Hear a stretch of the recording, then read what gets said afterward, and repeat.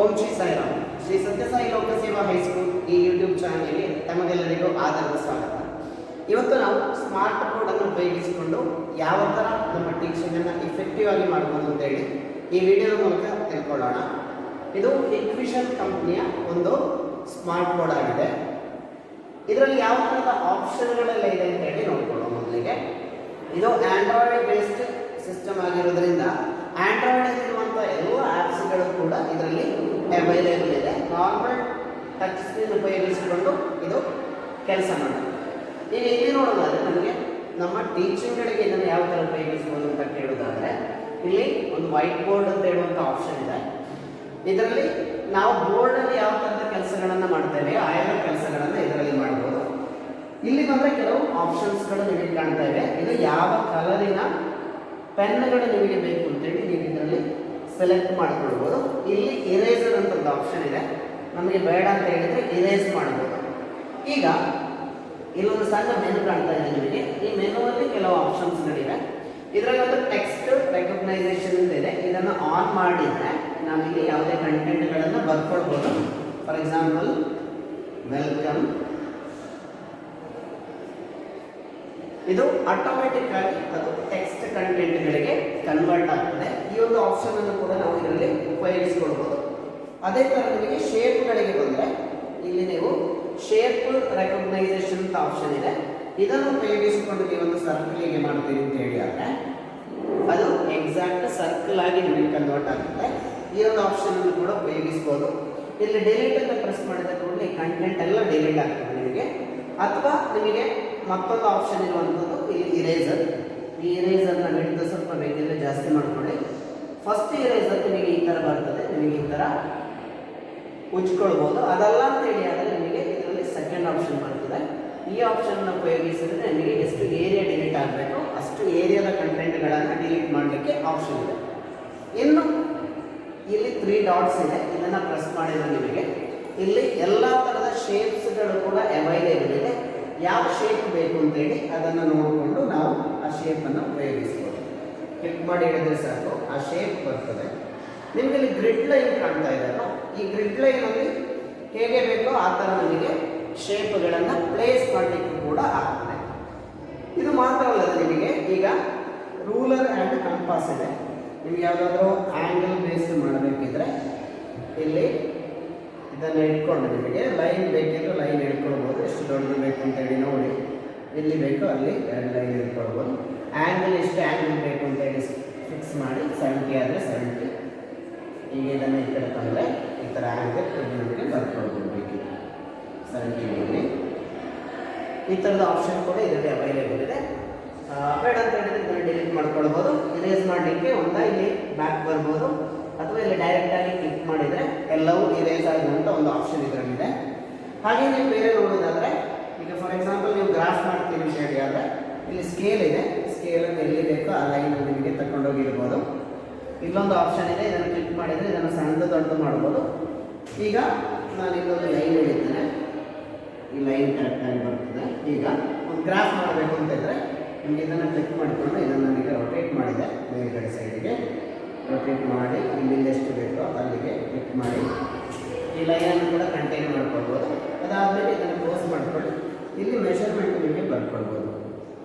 ಕರೆಕ್ಟಾದಂಥ measurement ಬರ್ಕೊಳ್ಬೋದು. 1 2 3 ಈ ಥರ graph ಕೂಡ ಮಾಡ್ಕೊಳ್ಬೋದು. ಇದರಲ್ಲಿ ಆಲ್ರೆಡಿ ಮೆಷರ್ಮೆಂಟಿನ ಗ್ರಿಡ್ ಎಲ್ಲಿದೆ ಆ ಗ್ರಿಡ್ ಉಪಯೋಗಿಸಿಕೊಂಡು ನಿಮಗೆ ಮೆಷರ್ಮೆಂಟ್ ಕೂಡ ಕರೆಕ್ಟಾಗಿ ಮಾಡ್ಕೊಳ್ಬೋದು.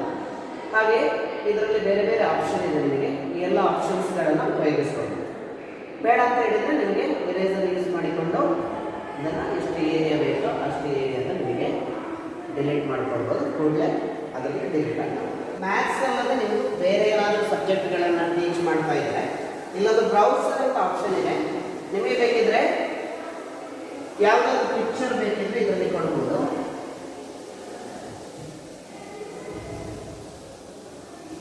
ಈಗ ಸೈನ್ಸ್ ಟೀಚ್ ಮಾಡೋರಾಗಿದ್ದರೆ ಈಗ ಇಲ್ಲೊಂದು ಇಮೇಜ್ ಬೇಕು ಅಂತ ಹೇಳಿದರೆ ಇಮೇಜನ್ನು ನೀವು ಇಲ್ಲಿ ಸರ್ಚ್ ಮಾಡ್ಕೊಳ್ಬೋದು.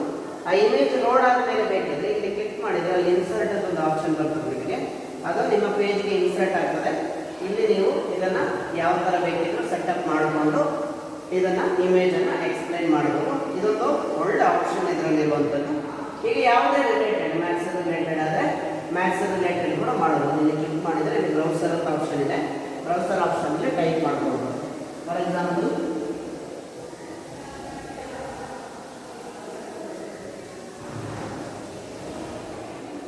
ಓಕೆ ಪೈಥಾಗೋರಸ್ ಇಮೇಜ್ ಬೇಕು ಅಂತ ಹೇಳಿದರೆ you can just click hold it and insert it. ಇದನ್ನು ಇಲ್ಲಿ ಇನ್ಸರ್ಟ್ ಮಾಡ್ಕೊಳ್ಬೋದು, ನಿಮಗೆ ತೋರಿಸ್ಬೋದು. ಇದು ಈ ಒಂದು ಸಬ್ಜೆಕ್ಟಿಗೆ ಅಂತಲ್ಲ, ಯಾವುದೇ ಸಬ್ಜೆಕ್ಟ್ ರಿಲೇಟೆಡ್ ಕಂಟೆಂಟ್ಗಳು ಬೇಕಿದ್ರೂ ಕೂಡ ನಿಮಗೆ ಇಂಟರ್ನೆಟ್ಟಲ್ಲಿ ಸರ್ಚ್ ಮಾಡಿಕೊಂಡು ಡೈರೆಕ್ಟಾಗಿ ನಿಮಗೆ ಇನ್ಸರ್ಟ್ ಮಾಡ್ಕೊಳ್ಬೋದು. ಅದೇ ಥರ ಇಲ್ಲಿ ಡಾಕ್ಯುಮೆಂಟ್ಸ್ ಇದ್ದರೆ ಡಾಕ್ಯುಮೆಂಟ್ ಕೂಡ ಓಪನ್ ಮಾಡ್ಕೊಳ್ಬೋದು, ಪಿಕ್ಚರ್ ಇದ್ದರೆ ಪಿಕ್ಚರ್ ಕೂಡ ಇನ್ಸರ್ಟ್ ಮಾಡ್ಕೊಳ್ಬೋದು. ಎಷ್ಟು ಆಪ್ಷನ್ ಈ ನೋಟಲ್ಲಿದೆ. ಇಲ್ಲಿ ಪೆನ್ನಿನ ಕಲರ್ ನಿಮಗೆ ಯಾವುದು ಬೇಕೋ ಅದನ್ನು ಕ್ಲಿಕ್ ಮಾಡ್ಕೊಳ್ಬೋದು. ಯಾವುದೇ ಕಲರ್ ನಿಮಗೆ ಇದರಲ್ಲಿ ಬರ್ತದೆ ಸೆಟ್ ಮಾಡ್ಕೊಳ್ಬೋದು. ನಿಮಗೆ ಇಲ್ಲಿ ತುಂಬ ಆಪ್ಷನ್ಸ್ ಇದೆ. ನಿಮಗೆ ಬ್ಯಾಕ್ಗ್ರೌಂಡ್ ಎಲ್ಲ ಚೇಂಜ್ ಮಾಡ್ತಿದ್ರೆ, ಈಗ ನಿಮಗೆ ಡ್ಯುಯಲ್ ರೈಟಿಂಗ್ ಬೇಕು ಅಂತ ಹೇಳಿದರೆ ಸ್ಕ್ರೀನ್ ಸ್ಪ್ಲಿಟ್ ಮಾಡಿಕೊಡ್ತದೆ ಅದು. ಈಗ ಫಾರ್ ಎಕ್ಸಾಂಪಲ್ ಡ್ಯುಯಲ್ ರೈಟಿಂಗ್ ಎಲ್ಲ ಈಗ ಡ್ಯುಯಲ್ ರೈಟಿಂಗ್ ಈಗ ಎರಡು ಥರದ ಕಲರಲ್ಲಿ ಇದು ಡಿಸ್ಪ್ಲೇ ಆಗ್ತದೆ. ಇದೊಂದು ಡ್ಯುಯಲ್ ರೈಟಿಂಗ್ ಆಪ್ಷನ್. ಮತ್ತು ನಿಮಗೆ ಇಲ್ಲಿ ನೆಕ್ಸ್ಟ್ ನೋಡೋದಾದರೆ ಸ್ಪ್ಲಿಟ್ ಸ್ಕ್ರೀನ್ ಅಂತ ಒಂದು ಆಪ್ಷನ್ ಇದೆ. ಹೀಗೆ ಎರಡು ಸ್ಕ್ರೀನ್ ಆಗಿ ಸ್ಪ್ಲಿಟ್ ಮಾಡಿ ಬರ್ಕೊಳ್ಬೋದು. ಬೇಕಿದ್ರೆ ಎರಡು ಕಡೆ ಕೂಡ ಸಪ್ರೇಟ್ ರೈಟಿಂಗ್ ಆಪ್ಷನ್ ನಿಮಗೆ ಅವೈಲೇಬಲ್ ಇದೆ. ನೋಡಿ, ಇಲ್ಲಿ ಕೂಡ ರೈಟಿಂಗ್ ಆಪ್ಷನ್ ಅವೈಲೇಬಲ್, ಇಲ್ಲಿ ಕೂಡ ಸಪ್ರೇಟ್ ರೈಟಿಂಗ್ ಆಪ್ಷನ್ ಅವೈಲೇಬಲ್ ಇದೆ. ಬೇಡ ಅಂತ ಹೇಳಿದ್ರೆ ಕ್ಲೋಸ್ ಕೊಡ್ತಾ ಇದ್ದು ಅದು ಸಿಂಗಲ್ ಸ್ಕ್ರೀನ್ ಆಗಿ ನಿಮಗೆ ಡಿಸ್ಪ್ಲೇ ಆಗ್ತದೆ. ಇಲ್ಲಿ ಕ್ಲಿಕ್ ಮಾಡಿದರೆ ಡೈರೆಕ್ಟಾಗಿ ಡಿಲೀಟ್ ಮಾಡ್ಬೋದು, ಬ್ಯಾಕ್ ಬಂದರೆ ಅಣ್ಣು ಮಾಡ್ಬೋದು. ಹಾಗೆ ನಿಮಗೆ ಈಗ ಮ್ಯಾಥ್ಸಿನವರಾಗಿದ್ದರೆ ಏನಾದರೂ ಪ್ರಾಬ್ಲಮ್ಸ್ ಸಾಲ್ವ್ ಮಾಡ್ತಿದ್ರೆ ಇಲ್ಲೇ ಮೊದಲೇ ಎಲ್ಲ ಬರೆದುಕೊಂಡು ನಿಮಗೆ ಇಲ್ಲಿ ಸೇವ್ ಆಪ್ಷನ್ ಇದೆ. ಇಲ್ಲಿ ಸೇವ್ ಕ್ಲಿಕ್ ಮಾಡಿದರೆ ಇಲ್ಲಿ ಇಮೇಜ್ ಫಾರ್ಮ್ಯಾಟಲ್ಲಿ ಅದು ಸೇವ್ ಆಗ್ತದೆ. ಅದನ್ನು ಮತ್ತೆ ಬೇಕಿದ್ದರೂ ಶೋ ಮಾಡ್ಬೋದು. ಅದಲ್ಲ ಅಂತ ಹೇಳಿದ್ರೆ ನಿಮಗೆ ಇಲ್ಲಿ ಬೋರ್ಡ್ ಕೂಡ ತುಂಬ ಇದೆ, ತುಂಬ ಬಿಡ್ತಿನ ಬೋರ್ಡ್. ಎಷ್ಟು ಬೇಕಾದ್ರಲ್ಲಿ ಆ್ಯಕ್ಟಿವ್ ಮಾಡ್ಕೊಳ್ಬೋದು. 1 2 3 4 ಎಷ್ಟು ಬೇಕೋ ಅಷ್ಟನ್ನು ಆ್ಯಕ್ಟಿವ್ ಮಾಡಿಕೊಂಡು ನಮಗೆ ಬೇಕಾದಾಗೆ ಇದು ರೈಟಿಂಗನ್ನು ಬರೆಯುವಂಥ ಆಪ್ಷನ್ ಇದೆ ಇದರಲ್ಲಿ. ನಿಮಗೆ ಬ್ಯಾಕ್ಗ್ರೌಂಡ್ ಏನಾದರೂ ಕಲರ್ ಅದು ಇಷ್ಟ ಆಗಲಿಲ್ಲ, ಬೇರೆ ಕಲರ್ ಬೇಕು, ಬೇರೆ ಕಲರ್ಗೆ ನಿಮಗೆ ಇದನ್ನು ಕನ್ವರ್ಟ್ ಮಾಡ್ಬೋದು. ಎಡಿಷನಲ್ ಕಲರ್ಸ್ ಬೇಕು ಅಂತ ಹೇಳಿದರೆ, ಎಡಿಷನಲ್ ಏನಾದರೂ ಬೇಕು ಅಂತ ಹೇಳಿದರೆ ಇಮೇಜ್ ಬ್ಯಾಕ್ಗ್ರೌಂಡಲ್ಲಿ ಕೊಡ್ತಿದ್ರೆ ಇಲ್ಲಿ ಕೊಡ್ಬೋದು. ಹಾಗೆ ಒಂದಷ್ಟು ಆಪ್ಷನ್ಗಳು ಇದರಲ್ಲಿದೆ. ಮೆನು ಪೊಸಿಷನ್, ಶೇಪ್ ರೆಕಗ್ನೈಸೇಷನ್ಗೆ ಕೊಟ್ಟಿದ್ದೇನೆ ನಾನು, ಅದು ಶೇಪನ್ನು ರೆಕಗ್ನೈಸ್ ಮಾಡ್ತದೆ. ಟೆಕ್ಸ್ಟ್ ರೆಕಗ್ನೈಸೇಷನ್ ಆನ್ ಇದೆ, ಅದು ಟೆಕ್ಸ್ಟ್ ರೆಕಗ್ನೈಸ್ ಮಾಡ್ತದೆ. ಈ ಥರ ಆಪ್ಷನ್ಗಳು ಇದರಲ್ಲಿದೆ. ಈಗ ಇದಲ್ಲದೆ ಬೇರೆ ಏನಿದೆ ಅಂತ ಕೇಳುವುದಾದರೆ ಇದರಲ್ಲಿ ನಿಮಗೆ ಕ್ಯಾಮ್ರಾ ಆಪ್ಷನ್ ಇದೆ. ಇಂಪಾರ್ಟೆಂಟ್ ಆಗಿ ಇದರಲ್ಲಿ ಇನ್ಬಿಲ್ಟ್ ಕ್ಯಾಮ್ರಾ ಬಂದಿದೆ. ನೀವು ಇಲ್ಲೊಂದು ಮೆನು ಕ್ಲಿಕ್ ಮಾಡಿದರೆ ಆ ಕ್ಯಾಮ್ರಾವನ್ನು ಆನ್ ಮಾಡ್ಕೊಳ್ಬೋದು.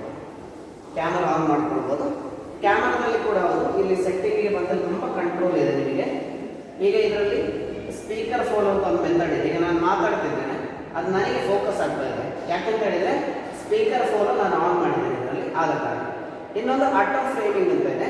ಈಗ ಆಟೋ ಫ್ರೇಮಿಂಗ್ ಆನ್ ಮಾಡಿದರೆ ನಾವು ಎಲ್ಲಿರ್ತೇವೋ ಅಷ್ಟನ್ನು ಮಾತ್ರ ಫ್ರೇಮ್ ಮಾಡ್ತದೆ.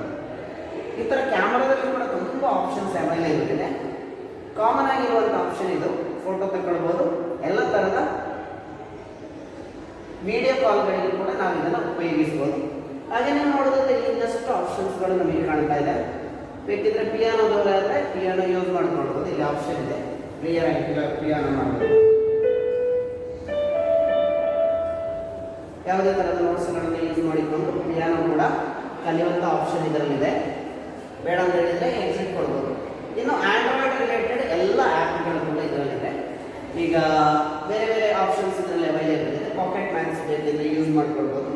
ಯಾವುದಾದ್ರೂ ಪ್ರಾಬ್ಲಮ್ ಸಾಲ್ವ್ ಮಾಡಬೇಕು ಅಂತ ಹೇಳಿ ಆದರೆ ಇಲ್ಲಿ ಮ್ಯಾಥ್ಸ್, ಸ್ಟ್ಯಾಟಿಸ್ಟಿಕ್ಸ್, ಫಿಸಿಕ್ಸ್, ಕೆಮಿಸ್ಟ್ರಿ ಯಾವುದು ಬೇಕಿದ್ರು ಪ್ರಾಬ್ಲಮ್ಗೆ ಇದರಲ್ಲಿ ಸೊಲ್ಯೂಷನ್ ಸಿಗ್ತದೆ. ನೀವು ಮಾಡಬೇಕಾದಷ್ಟೇ ಇಮೇಜ್ ಒಂದು ಅದಕ್ಕೆ ಅಪ್ಲೋಡ್ ಮಾಡಿರಬೇಕು. ನೀವು ಯಾವುದಾದ್ರೂ ಪ್ರಾಬ್ಲಮ್ಸ್ ಇದ್ದರೆ ಆ ಪ್ರಾಬ್ಲಮ್ಗೆ ಇಮೇಜನ್ನು ಅಪ್ಲೋಡ್ ಮಾಡಿದರೆ ಅದು ಅದಕ್ಕೆ ಬೇಕಾದ ಸೊಲ್ಯೂಷನನ್ನು ಕೊಡ್ತದೆ. ಇದೊಂದು ಆ್ಯಪ್. ಮತ್ತು ಆಂಡ್ರಾಯ್ಡಲ್ಲಿ ನೀವು ಫೋನಲ್ಲಿ ಯಾವುದೆಲ್ಲ ಆ್ಯಪ್ಸ್ಗಳನ್ನು ಯೂಸ್ ಮಾಡ್ತೀರಾ ಆ ಎಲ್ಲ ಆ್ಯಪ್ಸ್ಗಳನ್ನು ಕೂಡ ಈಸಿಯಾಗಿ ಉಪಯೋಗಿಸ್ಬೋದು. ಇದರಲ್ಲಿ ಫ್ರಂಟ್ ಸೈಡ್ USB ಪ್ಯಾನಲ್ ಇದೆ, 2 USB ಪ್ಯಾನಲ್ ಇದೆ, HDMI ಪ್ಯಾನಲ್ ಇದೆ. ನಿಮಗೆ ಟೈಪ್ C ಪೋರ್ಟ್ ಕೂಡ ಇದರಲ್ಲಿ ಅವೈಲೇಬಲ್ ಇದೆ. ಸ್ಪೀಕರ್ ಪ್ಲಸ್ ಮೈಕ್ರೋಫೋನ್ ಮತ್ತು ಕ್ಯಾಮರಾ ಇದೆಲ್ಲ ಒಟ್ಟಿಗೆ ಇರೋದ್ರಿಂದ ಇದನ್ನು ನಮಗೆ ತುಂಬ ಈಸಿಯಾಗಿ ಉಪಯೋಗಿಸ್ಕೊಳ್ಬೋದು. ಮುಂದಿನ ದಿನಗಳಲ್ಲಿ ಮತ್ತಷ್ಟು ಇದಕ್ಕೆ ಎಲ್ಲರಿಗೂ ಸಾಯಿರಾಮ್.